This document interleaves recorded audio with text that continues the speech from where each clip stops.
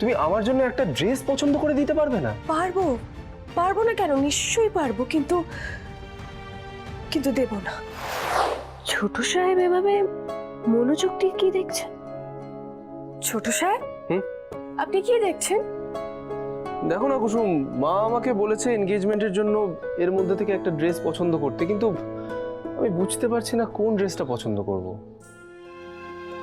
সব কটাতেই আপনাকে খুব ভালো মানাবে। কিন্তু সব ড্রেস তো আমি একসাথে আচ্ছা কুসুম, তুমি তো আমার পছন্দ অপছন্দ ভালো করেই জানো। আমার কি ভালো লাগে না লাগে সেটাও জানো, কোন রং পরলে আমার সব থেকে বেশি মানাবে সেটাও জানো। ব্যাস, আমি আমার সলিউশন পেয়ে গেছি। কি পেয়ে গেছেন? মানে সমাধান পেয়ে গেছি। কোনটা পরবেন? এই প্রশ্নটা তো আমি তোমাকে করতে যাচ্ছিলাম।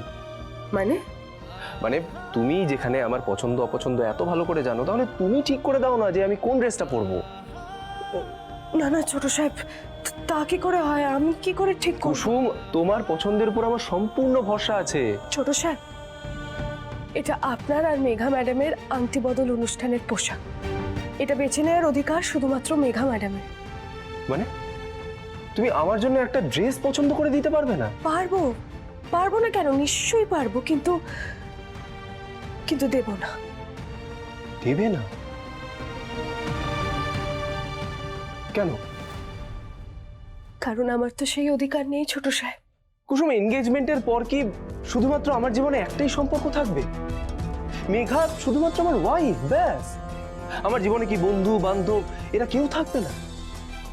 কুসুম, তোমার কি মনে হয় তোমার কোনো জায়গা থাকবে না আমার জীবনে?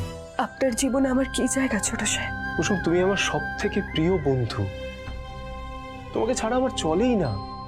আর আমার এটা স্বীকার করতে কোনো অসুবিধা নেই যে আমি তোমার উপর নির্ভরশীল হয়ে পড়েছি। কিন্তু এখন আপনাকে সেই অভ্যাস বদলাতে হবে। কেন? কারণ এখন আপনি একা নন ছোট সাহেব, মেঘা ম্যাডাম আপনার সঙ্গী। তাই বলে আমাকে সমস্ত অভ্যেস বদলে নিতে হবে? হ্যাঁ।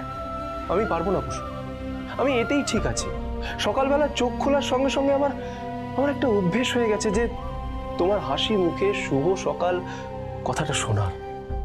ছোট সাহেব, এখন মেঘা ম্যাডাম এই ঘরেই আপনার সাথে থাকবে, ওনার ডাকেই আপনার ঘুম ভাঙবে। তাই বলে তুমি আসবে না?